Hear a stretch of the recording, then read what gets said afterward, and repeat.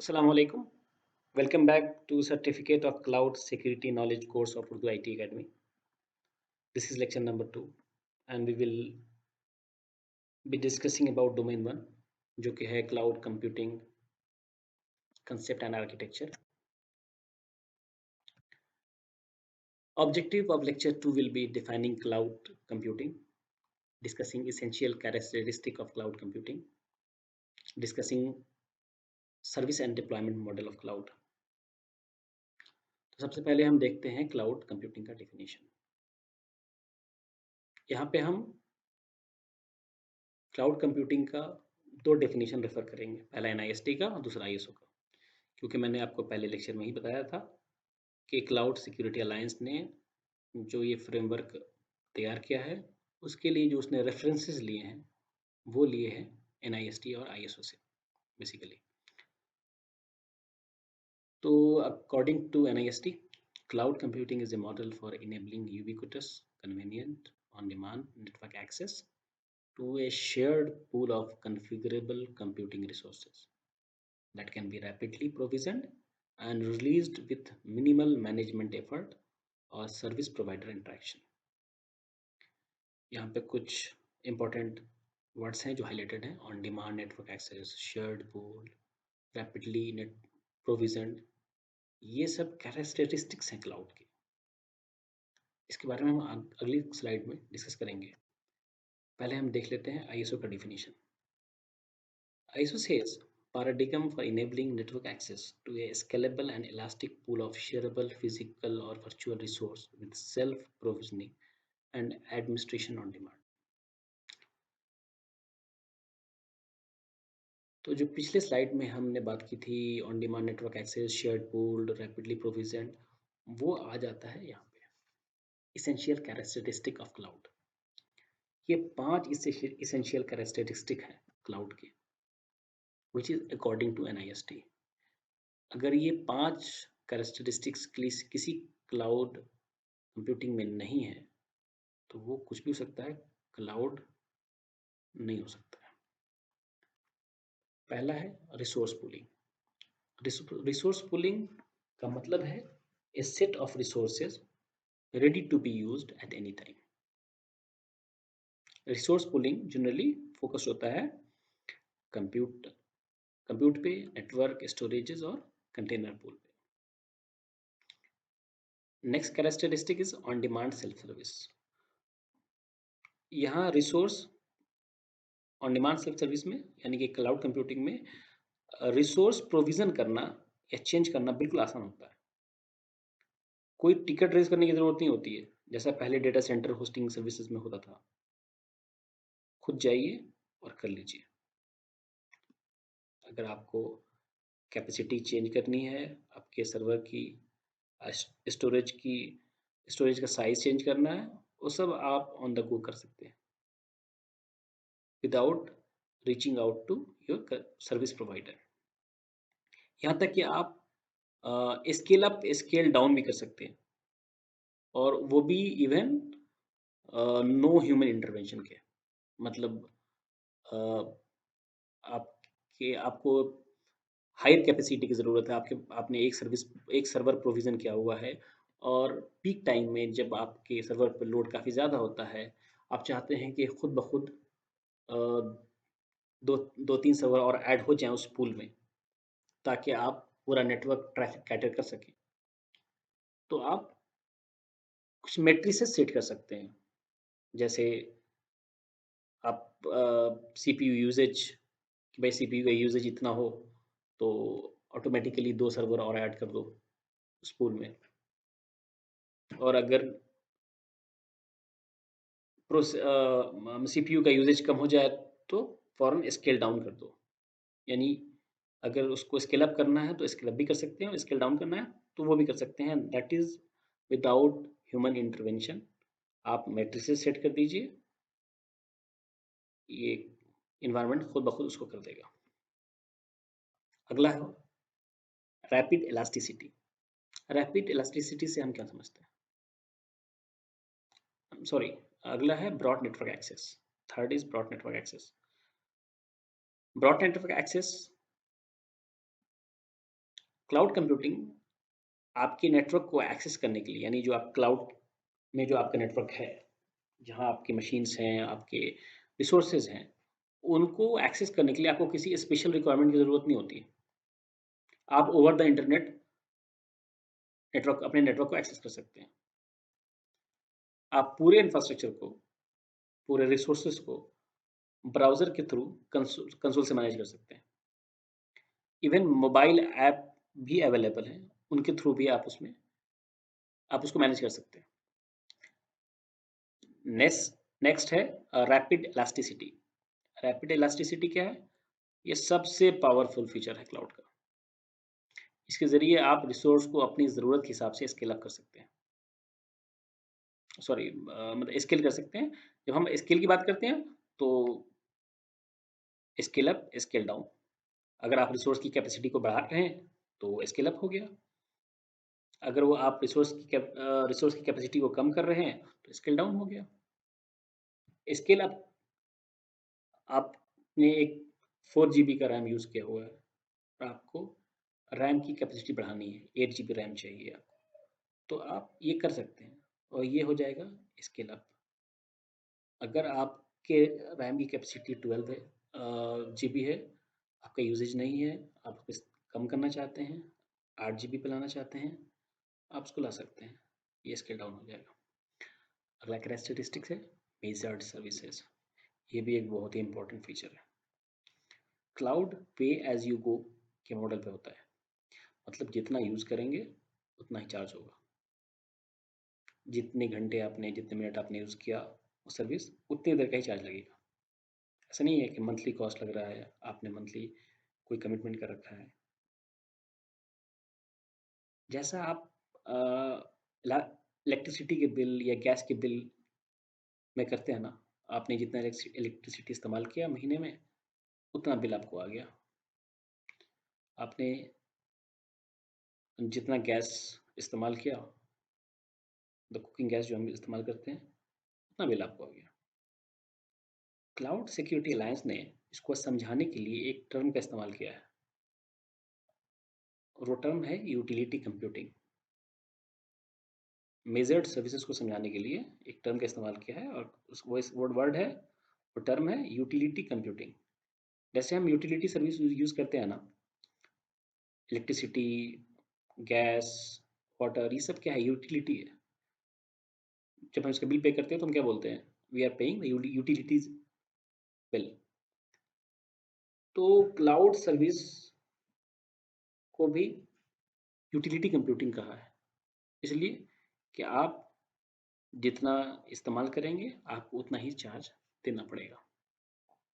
तो ये 5 कैरेक्टरिस्टिक्स हैं of cloud computing according to NIST। ISO के हिसाब से किसी क्लाउड कंप्यूटिंग में 6 कैरेक्टरिस्टिक हैं, होने चाहिए। 5 कैरेक्टरिस्टिक्स तो वही हैं जो NIST कहता है। ये resource pooling, on demand self service, broad network access, rapid elasticity, major services. ISO is fine with these 5, but वो एक और कैरेक्टरिस्टिक ऐड करता है, वो है मल्टी टेनेंसी का। मल्टी टेनेंसी क्या है? A mode of operation in which multiple individual tenants are operating in a shared environment. What do you mean by tenants? किराएदार। तो हो सकता है कि पब्लिक क्लाउड में जब हम कोई सर्वर यूज़ कर, कोई मशीन यूज़ कर रहे हैं, EC2 मशीन या कोई VM वर्चुअल मशीन हम इस्तेमाल कर रहे हैं, वो किसी न किसी वर्चुअल प्लेटफॉर्म पे होगा, जहाँ एक सर्वर पे कई VM होस्टेड होंगे। उनमें से कुछ VM हम इस्तेमाल कर रहे होंगे, कुछ VM कोई और ऑर्गेनाइजेशन इस्तेमाल कर रही होगी। तो एक ही सर्वर पे, एक ही फिजिकल सर्वर पर कई VMs हैं, और हर VM एक अलग यूज़र के थ्रू इस्तेमाल हो रहा है। यही है मल्टी टेनेंसी। जैसे फ्लैट के केस में क्या होता है, हम किसी बिल्डिंग, एक बड़ी बड़ी सी बिल्डिंग में होती है, उस बिल्डिंग में कई फ्लैट्स होते हैं। एक फ्लैट में मैं रहता हूँ, एक फ्लैट में आप रहते हैं, एक फ्लैट में कोई और रहता है। हम सब किराएदार, सो मल्टी टेनेंट। सो वो एक फ्लैट्स होता है ना, वो एक मल्टी टेनेंट इन्वायरमेंट होता है। जबकि अगर मैं बात करूँ बैंगलोर की, इंडिपेंडेंट हाउस की, तो वहाँ पर कोई एक ही बंदा रहेगा, कि एक बंगले में एक ही बंदा होगा, राइट? एक ही फैमिली रह सकती है। जबकि अ, ये जो आपका फ्लैट वाला सिस्टम होता है, एक बिल्डिंग में कई फ्लैट्स हैं, तो वो हो जाता है मल्टी टेनेंसी। तो मल्टी टेनेंसी का मतलब यहाँ पे यही है। तो ये एक एग्जाम में ये क्वेश्चन आ सकता है, what is the sixth characteristics of defined by ISO? तो वहाँ पे ऑप्शन आपको सेट करना होगा मल्टी टेनेंसी का। अब बात होती है सर्विस मॉडल ऑफ क्लाउड। हम इस लेक्चर में दो मॉडल डिस्कस करेंगे, एक सर्विस मॉडल और एक डिप्लॉयमेंट मॉडल। तो सर्विस मॉडल में जब हम बात करते हैं, तो according to service model there are three types of cloud: IS, PaaS and SaaS। ये तीन तरह के सर्विसेज होते हैं क्लाउड में। इंफ्रास्ट्रक्चर एज सर्विस, जहाँ पे आप इंफ्रास्ट्रक्चर की सर्विस लेते हैं सर्विस प्रोवाइडर से। अगर मैं बात करूँ सर्विस प्रोवाइडर की, तो सर्विस प्रोवाइडर कौन से हैं? इसको CSP भी बोलते हैं, cloud service provider. Amazon AWS, Microsoft Azure, Google cloud, Oracle cloud. तो ये ओरेकल, माइक्रोसॉफ्ट एजर, और sorry Oracle, Amazon, Microsoft, Google, ये सब क्या है? ये चारों क्लाउड सर्विस प्रोवाइडर हैं, जो डिफरेंट तरह की सर्विसेज ऑफर करते हैं। कुछ सर्विसेज उनकी इंफ्रास्ट्रक्चर एज ए सर्विस की कैटेगरी में आती हैं, उनकी कुछ services platform as a service की कैटेगरीज में आती हैं, और कुछ services software as a service की कैटेगरी में आती हैं। अब इंफ्रास्ट्रक्चर एज ए सर्विस की कैटेगरी क्या है? जहाँ पे हमें इंफ्रास्ट्रक्चर चाहिए होता है, हमें एक मशीन चाहिए, हमें एक वर्चुअल मशीन चाहिए जिस पे हमें कोई एप्लीकेशन होस्ट करना है। मुझे वो मतलब उस मशीन का कॉन्फ़िगरेशन हम डिसाइड करते हैं, और उसके अकॉर्डिंग हम मशीन क्रिएट करते हैं। तो ये जो अमेज़न से हमने जो सर्विस ली है, एक मशीन की, एक सर्वर की, वो क्या है? वो इंफ्रास्ट्रक्चर एज़ अ सर्विस की कैटेगरी में आता है। EBS, अमेज़न का EBS, इलास्टिक ब्लॉक स्टोरेज, जो हम हार्ड डिस्क इस्तेमाल करते हैं अपने लैपटॉप में या अपने सर्वर्स पे। उस तरह की कोई सर्विस लेनी हो तो हम अमेज़न का EBS इस्तेमाल करते हैं, स्टोरेज की सर्विस। अमेज़न का लैम्बडा है, जहाँ लैम्बडा के थ्रू हम ऑटोमेशन करते हैं इंफ्रास्ट्रक्चर का। उसके अलावा अमेज़न S3 है, जो कि ऑब्जेक्ट स्टोरेज है। ये सारी सर्विसेज जो अमेज़न की हैं, वो हमारे हिसाब से, सॉरी, वो क्लाउड कंप्यूटिंग के हिसाब से इंफ्रास्ट्रक्चर एज ए सर्विस की कैटेगरी में आती है। नेक्स्ट है platform as a service. Platform as a service में क्या होता है? आपके लिए प्लेटफॉर्म दे देता है क्लाउड सर्विस प्रोवाइडर। जैसे इंफ्रास्ट्रक्चर एज ए सर्विस के केस में क्या हुआ? इसके केस में आपने एक कॉन्फ़िगरेशन का सर्वर मांगा, उसने एक कॉन्फ़िगरेशन की वर्चुअल मशीन या सर्वर बना के आपको दे दिया। अब उस सर्वर की जिम्मेदारी आपकी है। ऐसी ही जिम्मेदारी है जैसे आपका ऑन प्रेम में होता है। ऑन प्रेम में उसका ऑपरेटिंग सिस्टम का अपडेट करना, उस पे कुछ इंस्टॉलेशन करना, उस पे रिस्ट्रिक्शंस लगाने कि RDP का इस्तेमाल कर सकते हैं, नहीं कर सकते हैं, SSH का इस्तेमाल कर सकते हैं, नहीं कर सकते हैं। ये सारी जिम्मेदारी आपकी है। अब उस सर्वर पे आपको डेटाबेस इंस्टॉल करना है, उस सर्वर पे आपको कोई वेब सर्वर इंस्टॉल करना है, ये सारी जिम्मेदारी आपकी है। If you want to install a database service on EC2 machine, so you have to, if I talk about any database service like Oracle or Microsoft SQL Server, so you need to get that license. You need to deploy that database software solution on that machine. आपको licence लेके आना होगा, आपको उसको configure करना पड़ेगा, सारा काम आपका, सारी ज़िम्मेदारी आपकी है। लेकिन उसके बरअक्स अगर मैं बात करूँ प्लेटफ़ॉर्म एज़ अ सर्विस की, तो यहाँ पे क्या होता है कि आपके पास सिर्फ़ और सिर्फ़ प्लेटफ़ॉर्म होता है। आपकी ज़िम्मेदारी नहीं होती है पूरे मशीन्स की। मैं बात करूँ पूरे मशीन की ज़िम्मेदारी का मतलब यह आपको चाहिए डेटाबेस, आपको एक डेटाबेस क्रिएट करना है और उसपे उसके साथ आपको अपने डेवलपमेंट की एप्लीकेशन का जो डेवलपमेंट है उसको इंटीग्रेशन करना है। तो आपको कुछ भी नहीं करना है, आपको सिर्फ जाना है और अमेज़न को बताना है कि मुझे माइक्रोसॉफ्ट एसक्यूएल सर्वर चाहिए अमेज़न आरडीएस की शक्ल में। आप जाइए अपना डेटाबेस क्रिएट कीजिए, साइज़ वगैरह जो भी आप डिटरमाइन कीजिए, डेटाबेस क्रिएट कीजिए and you are ready to go. अब उसका उसका जो अंडरलाइंग इंफ्रास्ट्रक्चर है, वो आपकी ज़िम्मेदारी नहीं है, वो एडब्ल्यूएस की ज़िम्मेदारी है। यानी जिस सर्वर पे आईएस के केस में क्या हो रहा था? आईएस के केस में आप सर्वर की ज़िम्मेदारी आपकी है, उसके पैचिंग की ज़िम्मेदारी आपकी है, उसके ऊपर सॉफ्टवेयर और डेटाबेस इंस्टॉल करने की ज़िम्मेदारी आपकी है। यहाँ पे आपकी ज़िम्मेदारी सिर्फ़ और सिर्फ़ डेटाबेस का इंस्टेंस क्रिएट करने की है और डेटाबेस इस्तेमाल करने की है। तो अंडरलाइंग इंफ्रास्ट्रक्चर आपकी ज़िम्मेदारी नहीं है। ये हो जाता है platform as a service. Elastic beanstalk भी एक सर्विस है एडब्ल्यूएस का। उसी तरीके से अमेज़न का डायनेमो डीबी भी है, ठीक है? तो ये सारे प्लेटफ़ॉर्म एज़ अ सर्विस की कैटेगरी में आते हैं और अगला जो मॉडल है, वो है सॉफ्टवेयर एज़ अ सर्विस। अगला जो सर्विस मॉडल है, वो है software as a service. Software as a service के केस में क्या है यहाँ पे आप डायरेक्ट उस सॉफ्टवेयर को इस्तेमाल करते हैं। जैसे मैं बात करूँ ऑफ़िस 365 की, अगर आप कुछ साल पहले चले जाइए, 10-15 साल पहले चले जाइए, तब हम माइक्रोसॉफ्ट का एक्सचेंज यूज़ इस्तेमाल किया करते थे। उस केस में क्या होता था, अगर हमें ईमेल सर्विस होस्ट करनी है, तो हमें अपने एनवायरनमेंट में एक सर्वर इंस्टॉल करना होता था, उसपे माइक्रोसॉफ्ट एक्सचेंज इंस्टॉल किया, फिर डेटाबेस इंस्टॉल किया और फिर वहाँ पे उसको मैनेज करना, ये सारा काम हमारा हुआ करता था। अब आज के डेट में जो ऑर्गेनाइज़ेशंस इस्तेमाल कर रही हैं ईमेल सर्विसेज़, उसके लिए उन्हें कुछ भी होस्ट नहीं करना पड़ रहा है। वो गए माइक्रोसॉफ्ट के पास, उन्होंने कहा जी मुझे ऑफ़िस 365 का लाइसेंस चाहिए। 100 यूज़र, 200 यूज़र, 1000 यूज़र, 10,000 यूज़र्स।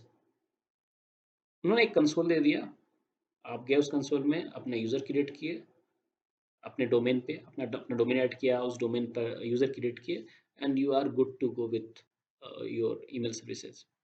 वैसे ही जी स्वीट, गूगल की जो सर्विस है, आप गूगल ड्राइव, गूगल कैलेंडर, तो ये सारी सर्विसेज़ आप इस्तेमाल करते हैं और इसके लिए आपने कोई अंडरलाइंग इंफ्रास्ट्रक्चर नहीं डिप्लॉय किया है। आपने जस्ट कंसोल पे लॉगिन किया और ब्राउज़र के थ्रू कंसोल पे लॉगिन किया और आप अपना काम स्टार्ट करने लगे।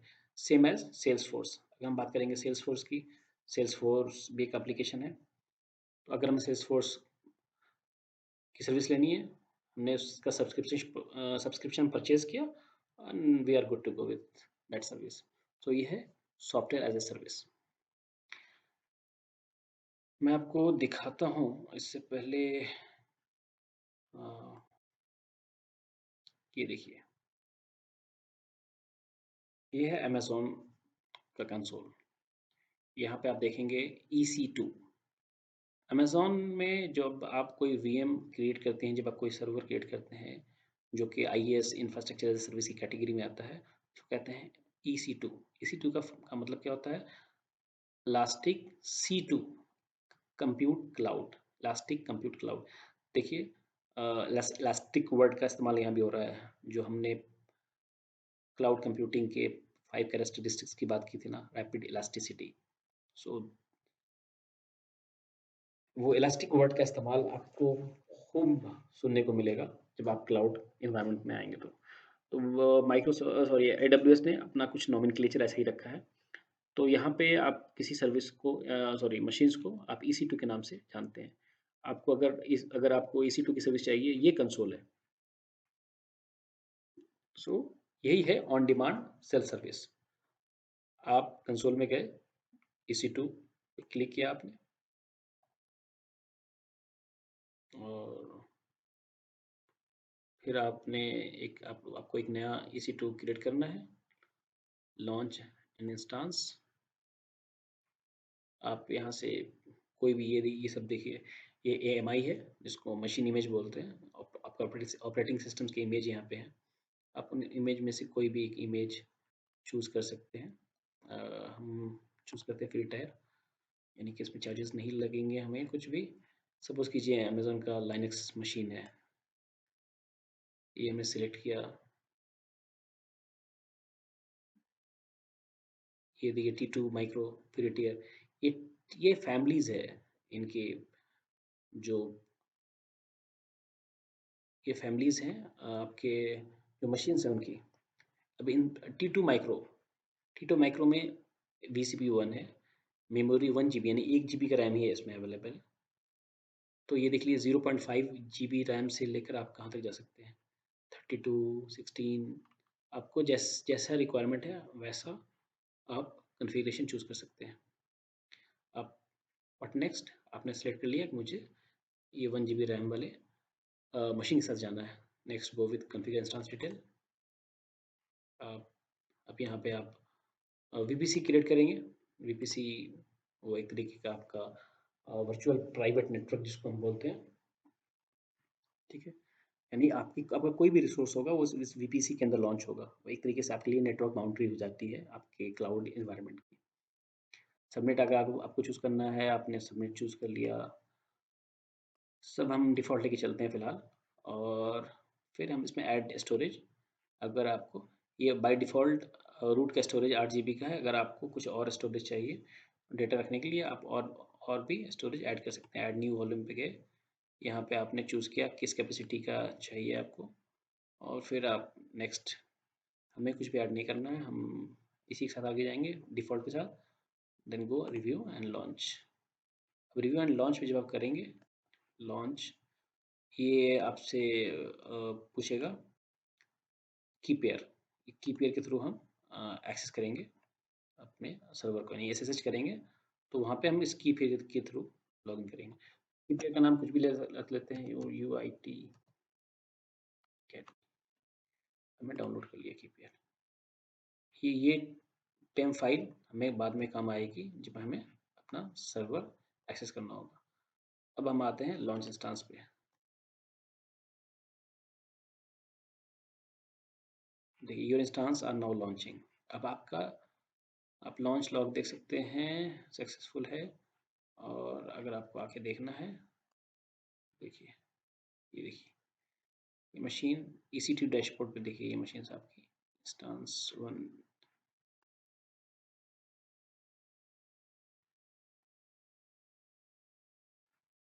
हाँ आ गया,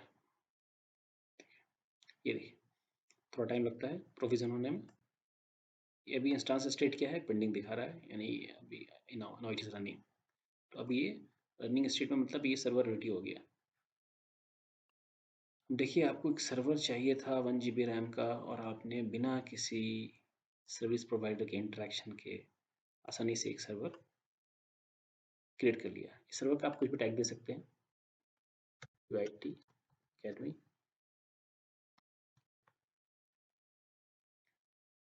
इस नाम का सर्वर है जिसकी इंस्टांस IT ये है, रनिंग स्टेट में है, इंस्टांस टाइप T2 माइक्रो है, और इसको एक IP एड्रेस असाइन किया है। ये डायनामिक असाइनमेंट है, और इसका ये DNS है। अब आप इस सर्वर को एक्सेस कर सकते हैं बाई दिस IP। इस IP के थ्रू, ये FD के थ्रू आप इस सर्वर को एक्सेस कर सकते हैं। उसके लिए आपको ये पेम फाइल को कन्वर्ट करना पड़ेगा, और आपको ताकि SSH की आपको हासिल करनी होगी ताकि आप पुट्टी के थ्रू इसको लॉगिन कर सकें। तो ये है EC2। EC2 मतलब इंफ्रास्ट्रक्चर एज अ सर्विस। ये आपको अमेजोन ने अपने इन्वायरमेंट में, होस्टेड इन्वायरमेंट में एक मशीन का इंस्टांस दे दिया। अब इस पे जो करना है आप कीजिए। आपको डेटाबेस इंस्टॉल करना है, आपको वेब सर्वर इंस्टॉल करना है, it is all your pain. AWS की जिम्मेदारी खत्म। इसमें कॉन्फ़िगरेशन करना है कि इस पे इसका मतलब इन आउट ट्रैफिक कहाँ से होगा, किस सोर्सेस से ट्रैफिक अलाउड है, और किस सोर्सेज से आप इस सर्वर को एक्सेस कर सकते हैं। ये सब कुछ आपकी ज़िम्मेदारी है। AWS की ज़िम्मेदारी ख़त्म। उसने आपको इंस्टेंस रेडी करके दे दिया। अब आपकी इसके आगे आपकी ज़िम्मेदारी। तो ये था इंफ्रास्ट्रक्चर एज़ अ सर्विस। अब हम बात करेंगे,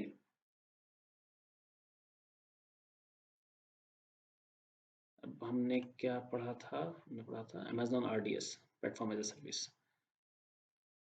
इसके अलावा इंफ्रास्ट्रक्चर एज़ अ सर्विस में S3 है, S3 भी है। S3 देखिए, S3 बकेट, ये आप स्टोरेज होता है, ऑब्जेक्ट स्टोरेज, जहाँ आप फाइल को ऑब्जेक्ट की शक्ल में अपलोड कर सकते हैं। जैसा हम करते हैं गूगल ड्राइव या वन ड्राइव के केस में। गूगल ड्राइव, वन ड्राइव, ये भी सेम सर्विस प्रोवाइड करते हैं आपको ऑब्जेक्ट स्टोरेज की। आप अपना एक बकेट क्रिएट कर सकते हैं, उस बकेट में आप कोई फाइल रख सकते हैं। यहाँ बकेट के नेम देंगे आप, रीजन, रीजन मतलब आपके डेटा सेंटर किस रीजन में है। ये US ईस्ट इन नॉर्थ वर्जीनिया में है। इस आप ये चूज़ करने का आपके पास ऑप्शन है, आपको आपको किस रीजन में चाहिए, ताकि जब आपको डिसाइड करना होता है कि आपको डेटा कहाँ रखना है, where the data will be residing, किसी भी कोई भी सर्विस आपको रन करनी है, उस सर्विस का जो डेटा होगा वो कहाँ रिसाइड करेगा, ये कंप्लायंस का इशू होता है। तो आप उस हिसाब से लोकेशन चूज़ कर सकते हैं, और आपका जो डेटा होगा उस लोकेशन के, अगर नॉर्थ, जैसे नॉर्थ वर्जीनिया है, नॉर्थ वर्जीनिया में जो AWS का डेटा सेंटर होगा वो डेटा वहीं होस्टेड होगा। इसके अलावा अगर हम बात करेंगे, नेक्स्ट आता है, किसकी बात करते हैं हम, प्लेटफॉर्म एज सर्विस की, तो अमेजोन का RDS। देखिए RDS, अब मुझे डेटाबेस अगर इंस्टॉल करना है अपनी इस मशीन में, जो हमारा मशीन था, जो हमने अपने अभी क्रिएट किया, उस पर अगर हमें कोई डेटाबेस इंस्टॉल करना है, जैसे माई SQL इंस्टॉल करना है, तो मुझे माई SQL का जो है वो रिपोजिटरी फेच करना होगा, उसको इंस्टॉल करना होगा, सारे कमांड्स यम के थ्रू क्रिएट करने पड़ेंगे, और फिर हमें डेटाबेस कॉन्फ़िगर करना पड़ेगा। लेकिन अगर मैं बात करूं RDS, तो RDS के केस में सेम, अगर मुझे माई SQL यहाँ इंस्टॉल करना है, तो मुझे सिर्फ जाना है RDS में, क्रिएट डेटाबेस करना है, तो मुझे पूछेगा स्टैंडर्ड क्रिएट, इजी क्रिएट। मैं इजी क्रिएट पे जाता हूँ दिखाने के लिए, ताकि आसानी से हम कर ले।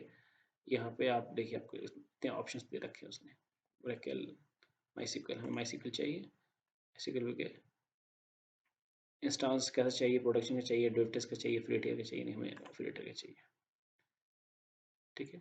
फ्रीटियर लिया, यूजर मास्टर यूजर नेम क्या होगा, डेटाबेस का नेम आइडेंटिफायर क्या होगा, पासवर्ड हम ऑटो जनरेट कर लेते हैं, और क्रिएट डेटाबेस कर लिया, हमारा डेटाबेस क्रिएट हो चुका। अब हम कोई अगर डेवलपमेंट का काम कर रहे हैं, we can easily integrate this database of us with our application. अगर यही काम मुझे IAS के केस में करना होता, फिर मुझे पूरा, पहले मैं मशीन लूँगा, मशीन रेडी करूँगा, फिर उसके ऊपर माई SQL का इंस्टॉलेशन करूँगा, फिर मैं जाके डेटाबेस क्रिएट करूँगा, वो सारा काम मेरा। अब यहाँ देखिए आप, ये जो डेटाबेस है आपका, इस डेटाबेस में आपकी जिम्मेदारी सिर्फ डेटाबेस को मैनेज करने की है। बैकएंड का, इसका जो अंडरलाइंग इंफ्रास्ट्रक्चर है, वो जिम्मेदारी AWS की है। IAS के केस में क्या हुआ था, उसने आपको मशीन क्रिएट करके दे दिया था, उसकी जिम्मेदारी खत्म।